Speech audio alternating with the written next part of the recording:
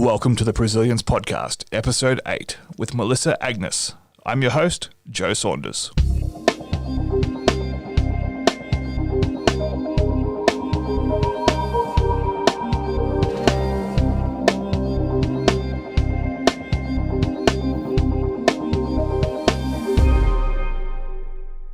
Welcome, everybody, to another episode of the Presilience podcast. I'm joined here by Melissa Agnes. She is the founder and CEO of the Crisis Ready Institute and also a member of the Global Advisory Council for the Institute of Strategic Risk Management. Melissa, thanks for joining us.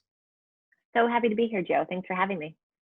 So, Melissa, just to provide some context for the rest of our conversation, can you quickly just walk us through what you do and I guess your professional life and how you got to where you are? Well, it's been a journey. I've been an entrepreneur since I was 21, so pretty much my entire adult life. And I started off doing brand strategy, web brand strategy. So right at the time when, businesses were getting on the social media bandwagon and kind of raw, social. And so I did that for a few years, web strategy, marketing, social media marketing, branding. And I remember, it was over 10 years ago now, I was doing my morning reading. I was just, reading the news and reading what was going on in the business world. And it struck me over a morning that how come nobody is talking about the risk of everything that technology entails? So everything that it introduces that was new at the time. So two-way communication, real-time media cycles, heightened expectations, mobile technology, social media. And I didn't understand at the time why nobody was talking about or addressing the risks of all of what technology was bringing to the table. And my mind immediately went to, but the risk is so easy to mitigate and yet can be so detrimental if it's not mitigated, if it's not addressed, so why is nobody addressing it? And then once we get beyond that point of mitigation, then the opportunity is unprecedented and abundant. And it didn't compute with me why this was not a topic of conversation. And it was then that I learned what crisis management was. Before that, I had no idea that crisis management was a thing. And that really spoke to, I think, to just who I am and how I'm wired. And so I spent a solid year just devouring everything that I could on the subject of crisis management. And at the time, there weren't, course curriculum that you could follow. So it was books and it was following other leaders in the space. And through all of that research and education, it still baffled me as to why nobody was bringing in technology and data protection, data security, and just like the big things and all of the things that I already previously said that technology brought to the table. And I kept turning to my business partner at the time and saying, there's something here. I just don't yet quite know what it is. And about a year into this journey, we had just launched the website for a client who was a real estate investment trust, so a public company that its primary stakeholders are its investors. And the VP called me really early one day in a panic saying, our president's in the car with a prospective investor. The media on the radio is reporting that one of our buildings is about to explode. We're going to lose this massive prospective investor. All of our other investors are calling in left, right, and center.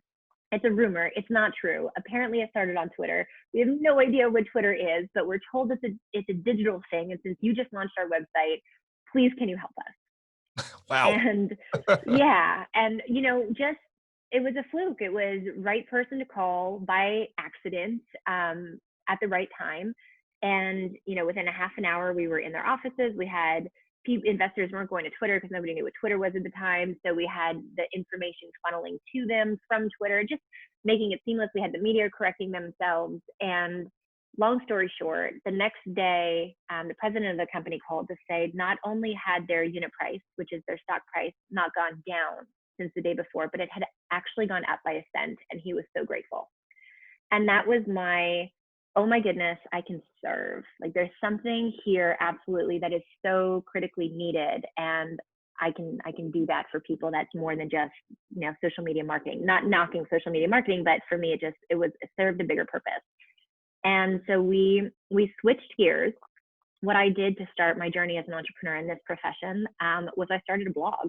I was a young entrepreneur. I didn't have very much budget. I had no idea how to enter a space that I could see all kinds of things wrong with it, but didn't have any connection into it.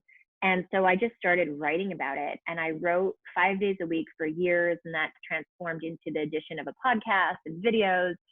And right place, right time, had a whole bunch of long-standing crisis management, brilliant professionals, leaders come to me saying, we're not too sure if this whole kind of digital component is a fad or a trend, and we don't necessarily know how long it's going to stay, and we don't necessarily want to learn it because we're nearing retirement, but we are smart enough to know that our clients need you now, so can we partner? And that paved the way to, great mentors, great experiences, and built up my career since then. And since then, last year, I spoke at the Pentagon. I've worked with NATO. I've worked with a bunch of NGOs, nonprofits, Fortune 500 companies, and most recently wrote a book, and most recently started a new company, which is called the Crisis Ready Institute. Wow, that's a packed 10 years you've got there. To get from that's what my friends keep telling me who have witnessed it unfold. They're like, do you sit back and realize what you've done? I'm like, no, there's no time for that. There's no time for reflection. There's too much going on in front of you. Wow. So I'm really interested to get your insights. So you basically came into crisis management more or less as an outsider. I mean, you weren't sort of brought up in the old school thought. You didn't come up a traditional way through risk or finance or any of those other sort of related areas. So as an outsider looking in and just sort of feeling there was a problem with the way things were done. Yeah. What do you see as, I guess, the failings of old school crisis management in 2020 and beyond, and how do we fix them? Oh. Well, so that's a loaded question. In 2020, I think it's easier for people to see it because one of the things that we in this profession have an opportunity for the first time in my career anyway is that the entire world understands for the first time ever the value of what we do. They understand, they've felt, they continue to feel the blows and the impact of crisis. And so that's I think to our benefit if we use that wisely.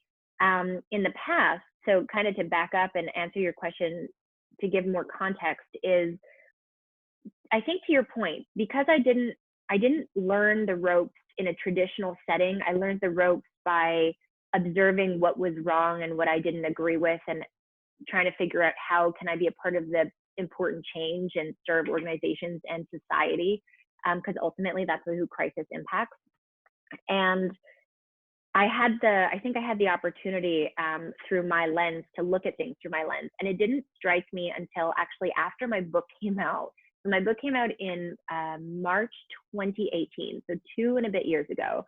And, people were reading it and kept coming back to me and saying, new prospective clients were coming to me and saying, this is different. This is not what I hired the firm that I hired to create that crisis management plan to do. Like, this is so much more beyond that. And they were a little bit jaded, which to me was such a disservice and was so unfortunate because what they had hired somebody to do didn't work. And that's when I really started to understand that my approach has always been, how do I help my clients become what I call crisis ready by ingraining and implementing a crisis ready culture.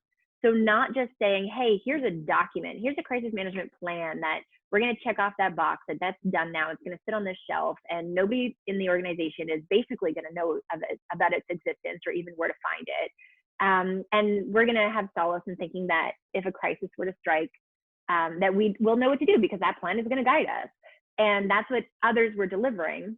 Whereas I was really taking this cultural approach, and the vision being, I don't want to be needed. I want a crisis. If a crisis were to strike one of my clients, I want them to I want to be able to take a vacation. Not that I take vacations, but I want to be able to take a vacation. I want them to have the team that is trained and empowered to do what's right by the people they serve in their most critical moments, so that not only do they get ahead of it, and not only do they mitigate further impact, but that they actually increase. So to the point of my client, my first ever crisis client, come out of it with increased brand equity, right? Their stock didn't go down, it went up. They increased the trust in their brand. And to me, that's the opportunity of crisis. And so that's what I saw. To answer your question, that is what I saw. That is what I always did. That is the approach and the lens that I always took. And that's what I realized come the publication of my book, when, you know, my message started to really get circulated, that that wasn't what industry status quo was actually delivering. Yeah, you raise a very valid point about having a crisis management plan that sits on a shelf, and we kind of assume that when we need it, we'll pull it down and we'll instantly absorb it, and everyone will understand what's on the page, and we will enact what's on the page, and everything will be fine. Which is when you say it like that, it sounds ridiculous, but that's how many organizations have operated for a number of years. And I guess the question may have actually been more cognizant if we said, what's wrong with the crisis management in 2019? I think in 2020, we're all seeing the results of that. You could have been a visionary if I asked you last year instead of this year. Now you're just stating the obvious. Which is really, really unfortunate. And, you know, I'm a keynote speaker, so I travel the world. Part of what I do is to spread awareness of what crisis readiness is, and that it's not so abstract or cumbersome to achieve that level of inner resilience within your organization. And then, of course, COVID hits. And of course, my clients are crisis ready. So COVID hits, we saw it coming weeks before it did, because I'm in North America, and we were, you know, had the opportunity of being the last to be hit across continents. And so that gave me the capacity at the onset of COVID to then point my attention to nurses and hospitals and first responders, and, you know, dedicate myself to that. Meanwhile, my agent was, you know, calling off the hook, going, everybody who's ever hired you to stand on their stage now wants you again. And it was just this point of frustration for me of, you had me, you had the message, you had everything in your power to not be meeting me right now. And instead, and that's human nature, so you can't really fault them, but we hopefully can move that needle in the right direction moving forward. Yeah, unfortunately, as you said, it is human nature that we only pay attention to that which our RAS is articulated for, which is, you know, very topical and very very much about what's in the moment. And 12 months ago, people weren't thinking about a global pandemic or what would happen if their staff had to work from home for 6 months or even 12 months. I'm in about the 14th remodel of my home office now, as I'm about to be locked down for another 6 weeks. Yes, that's right. Yeah. Go ahead, sorry. I was just going to say, and as Dr. David Rubens, who we're both quite close with, and the last guest on the show, as he said, this probably isn't going to be the big one. There will be more. There will be more disruption. It may not be a virus. It may be a technological disruption. There's so much more on the horizon, and if we try to play catch up of preparing for individual crises on a technical level, we'll be exhausted and really never get there. What we need to do is develop the skills to manage crisis generally and apply those across a variety of challenges. And it's not even just, you know, this isn't even the big one. It's even just looking at North America right now. So the United States of America. We're dealing with COVID. I'm Canadian. I'm currently in sheltering in place in Florida, which is not a great state to be sheltering in place in. And so, you know, we're dealing with COVID. We're dealing with the second wave now of COVID due to specific decisions that were or were not made and implemented. And then in addition to that, we have a civil unrest, right, due to systemic racial inequity that has come to a boiling point and is not going backwards, fortunately, but still is a massive, even just the energy in this country on an energetic level is heavy. Then add to that, we are in the midst of severe weather season on the East Coast. And so how does a city or municipality handle a massive hurricane while social distancing, or the hit of a massive hurricane as an example while social distancing. So my point is that it's not just like this one, it's not linear, it's crisis within crisis. And when you're additionally exposed and vulnerable, and not to mention emotionally drained because of all of this, how do you still, where do you go from here? If a third or a fourth impactful event were to occur, Dr. David Rubens in your last call talked about something happening with the satellite system. And then what happens now amidst all of that when you can't work from home anymore, or you're not connected anymore, your means of communication and connection are disrupted.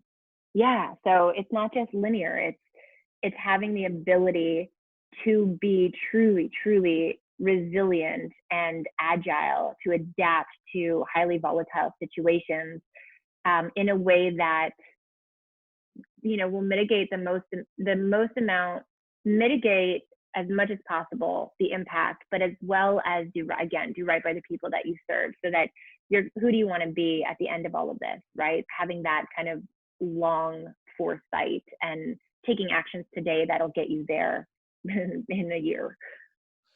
Yeah, and as you said, coming out stronger. I mean, we talk a lot, and Dr. Gav Schneider talks a lot about moving from a mindset of compliance as a base level, compliance through to resilience, and then into presilience. And the core of presilience is about being able to ride the challenges and come out stronger, and by preparing ourselves and preparing our systems and our processes and our people to be able to make the most of every risk and take the opportunity out of it. And I think what I'm hearing from you is very similar, in that crisis can actually make organizations stronger if you're adequately prepared for it and you have the right mindset for it. I'm curious if you have some real actionable tips for organizations, other than booking you to speak, obviously, and buying your book. For organizations, or for key persons that are listening to this episode, what are some things they can do sort of right now to make themselves more crisis ready? Oh, so I love the question. And it's so funny because I would have answered this question so differently had it been 4 months ago. And I'll probably answer it so differently in another 4 months. Right now, I think some key areas to focus and to put some real thought into with your teams and within yourself is, you mentioned it, Joe, you said mindset, right? So when you're listening to those who are listening to us talk, when you're listening to us speak, and what we're talking about is a complete mindset shift from what you may have known as crisis management or crisis preparedness, right? Which was that tactical plan that sat on a shelf that really did probably nothing to serve you in the last 4 months. Shifting that mindset to, how do we empower our team? How do we communicate with our team? How do we create this inner resilience within our organization, and what does that look like? And looking at living and breathing that every day, and just kind of, I would say, because everybody is in crisis mode right now, so it's so hard to add something else to your plate. But if you start to shift your mindset, it'll take you down the right path. That's one thing to consider. Another thing that's really important to consider right now, depending on where you are in the world, some areas more than others, but taking care of your people, because people are at a breaking point and it's not going away. We're not out of this yet. We're not even close to being out of this yet.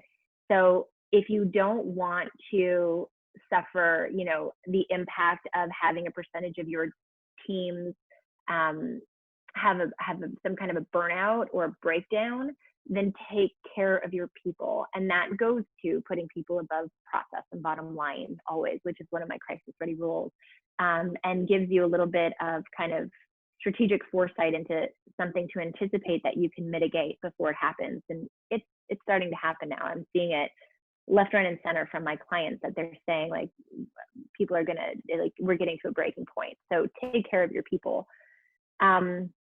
And go ahead. No, I was just going to ask, when you say take care of your people, it's something that, I mean, you're singing from my song sheet now, because I've been banging on about this forever. That it doesn't matter what your organization does, can it do it without people? And chances are no. Someone's still got to make decisions. Someone's still got to press buttons. Someone's still got to guide strategy. You need people, and it is foolish to think just because we can work from home that everyone is functioning and they're going to go back to normal when they return to the workplace. It's just not realistic. People have been through a trauma, whether it's a social trauma, whether it's fear, whatever it is that's happened to that individual. People are going to come back different to how they left the workplace. And we don't know how long that's going to go on for. We don't know how long it'll be before we can resume, quote unquote, life as normal. And whether life as normal will even be a thing, or whether this will be a turning point and everything will be slightly different again in 2021 or 2022, or whenever it is that things feel like they're stable. So it's so important that our people are social creatures. Look, as a proud extrovert, I'm hurting, right? I'm hurting not being able to go out and catch up for coffees and to see my clients face to face and to see friends. It's I thought I was okay for the first couple of months, and then I noticed, oh wow, I'm actually struggling a little bit. So it's just about having a little bit of emotional intelligence, I think, about what your people need and who's doing okay and who's not doing okay, and like dealing with any sort of post-trauma is keeping an eye on that over time, because not everyone's going to be showing signs of struggling straight away. And yes. And, to your point on business is about people, I've said it for years that successful business is about people. It's run by people. It is, your vendors are people, your investors are people, your clients and customers are people. So successful business is about relationships and people with those people. And crisis management is about those very same people, right? Crisis management is about those relationships with those people and doing right by sustaining your business to the most extent possible, while also doing right by the people that you serve internally and externally. And there's two other things that I think that are worth saying in answer to your question on kind of what can people do now. And again, these are different things than I would have advised as an answer to that kind of high level question 4 months ago, but are so important now. And one is that one of the things that we've seen throughout the management of COVID-19 is a lack of leadership globally, depending on the country, very much, country to country, a lack of leadership. And yet the thing that people crave and need is leadership. And so right now, organizations have an opportunity to provide that leadership to their teams, to their customers and clients, and to their communities. And if you take that line, if you have this mindset shift, if you put that, which is step one, or idea one, concept one, if you look at how do you take care of your people, and then you look at how could we lead when people are craving for leadership, they're craving answers, they're craving reassurance, they're craving hope. There's a specific, special opportunity right now for organizations to provide that. And in order to provide that, you need to do two things. Well, you need to do a bunch of things, but there's two things that I think are really prevalent. One is surround yourselves with the right teams, the right people, externally, internally, the right information, so that you can have strategic foresight to the most of your ability and not be dependent on, for example, a government that is probably not serving you properly. So arm yourself with the ability to have that strategic foresight so that you can then lead and be that light for those around you.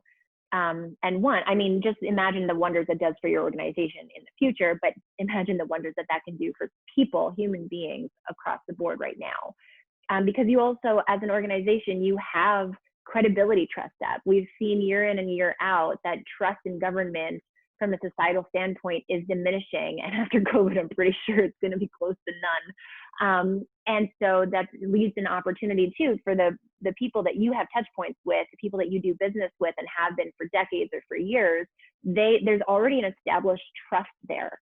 So use that, leverage that, and build upon that right now.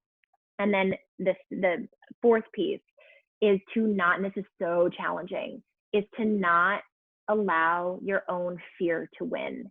And that, I think, as human beings, I face that myself. I talked to myself this morning, and I was looking at where have I let fear win over the last week or the last month or the last 4 months, and how can I fix that now that I, found my inner strength to do that.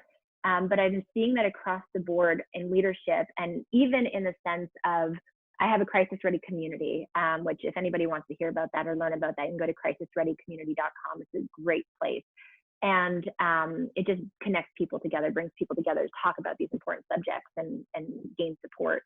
And I posed a question in it this week, and I said, I'd love to gauge kind of where your organizations have been and where your clients' organizations have been with regards to communicating with your teams throughout the last 4 months.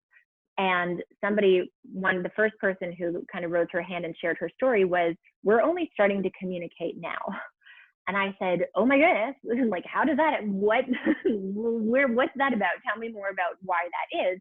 And she said, the thing that I see constantly that I have to coach my clients through, which is they let fear win. They were so scared to give the wrong information or to say the wrong thing or to communicate or to ask a question and to appear vulnerable or weak or without the answers, that they went silent, and they missed all of this incredible opportunity that didn't, take care of their people, didn't position them as leaders. And it's only now 4 months in that they're starting to feel that, I think people are starting to feel like maybe there's a little bit of semblance of control now. So having, the strength to actually start to initiate that communication.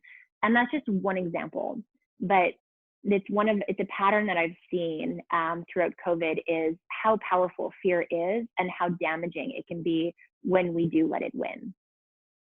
Yeah, that's so powerful. And the hard thing is you don't always know you're making decisions out of fear. You just think you're making a smart decision because, well, that over there looks like it's going to hurt me, so I'm going to go the other way.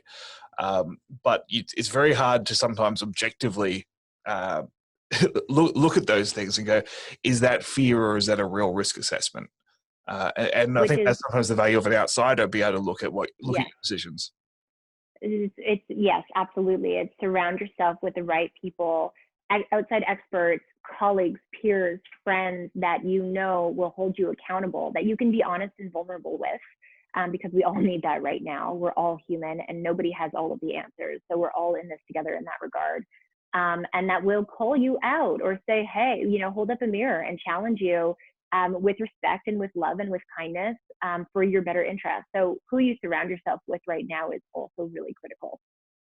And that's a really nice segue into the next question I have for you, which is about the ISRM, Institute of Strategic Risk Management, and how you see Crisis Ready Institute contributing, and what is it about the mission of the ISRM that really drew you in, and how you see it moving forward? Yeah, David and I are very aligned. I know that we were in Geneva in November of last year, and we were talking, and we had a bunch of other members of the advisory council that were with us. We had all kind of regrouped in Geneva, and David and I are talking, and one of our other advisory members turned and was like, "You guys sound like you're saying the same thing." I was like, "Yeah, we are." So the ISRM and the Crisis Ready Institute are both have really good synergy, because to David's point that he made during your recorded conversation with him in your last podcast, we need to have change, and that change needs to be and it goes so much with Presilience as well, right? The mission and the vision of Presilience, and the message behind Presilience. We need this change. We've been in this space. We've seen what does a disservice within this industry and to the clients that we serve, which is basically every organization when it comes to all of us, and therefore society. We've seen for years what isn't right. COVID has brought that to the surface, and we're experiencing the impacts of what needs to be changed. And the ISRM is very much in alignment with the Crisis Ready Institute and with and correct me if I'm wrong, but with Presilience mission in driving that needle forward. Yeah, absolutely. What do you think of the what's the real value that you think the ISRM, Crisis Ready Institute, and I guess the Presilience movement as well if you had a crystal ball and if everything goes well for the next 10 years, I know it's a big ask. What sort of impact do you think organizations like ours can have? A world-changing impact. I believe that's my core. So I say that, and I say this through my experience, the work that I do with clients, the work that I've seen my clients do as a result of the work that we've done together. I say that if every organization were crisis ready, had a crisis ready culture, were crisis ready to what it means to me, the work that I do to be crisis ready, that we would live in a kinder, a safer, and a more balanced world. And I think that at the heart of it, that's what we're working towards, that's what we're driving towards, and that's what we want to empower every organization to be is, if we're all resilient, then that means that, oh my goodness, it means such wonderful things for society at large, for the world at large, as well as for businesses in their day-to-day functions, not just in crisis management. Yeah, very well said. All right, Melissa, thank you very much for your time. If people want to know more about you, they want to buy your book, or they want to book you to speak, or engage you as a consultant, where can they go to find out more about you? CrisisReadyInstitute.com is the new public benefit corporation. It's the new startup that I'm launching to do exactly that, to create a kinder, safer, more balanced world. So much information there, more to come, because we are just starting and we're also putting out fires left, right, and center with our clients. But yeah, so you can go there. You can find links in the book. You can find links to me. Get in touch if anybody has any questions or wants to just kind of converse. Check out the Crisis Ready community. You can just send me an email to Agnes@crisisreadyinstitute.com. Perfect. Well, thank you so much for your time, Melissa. It's always a pleasure to chat, and great to do it on the record today instead of off the record as well. But thanks again, and we'll do it again soon. I look forward to it, Joe. Thanks to you for the opportunity and for the interesting conversation. My pleasure. Thanks you. Thank you once again to Melissa Agnes from the Crisis Ready Institute for a fantastic conversation. If you'd like to know more about what we do, you can check out www.risk2solution.com. We will talk to you again soon. Until next time, stay presilient.